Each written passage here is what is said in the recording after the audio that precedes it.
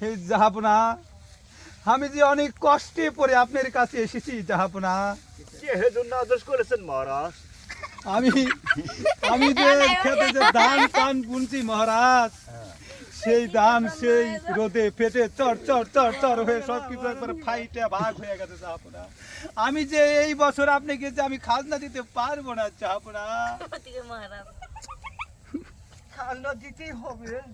আমি আজ তো জমিদার, তুমি আজ জমিদার, তুমি খাজনা দিতে পারবেন না কেন?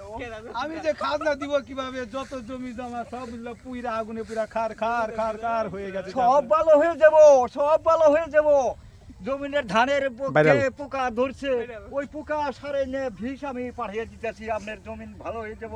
সব বেতন দিতে হবে, সরকারের কোম্পানির মাল খাওয়ান যাব না। খাওয়ান যাইব না তা তো বুঝলাম, কিন্তু আপনি যে কথা যে বুঝেন না, এই দুঃখে যে ভালো লাগে না।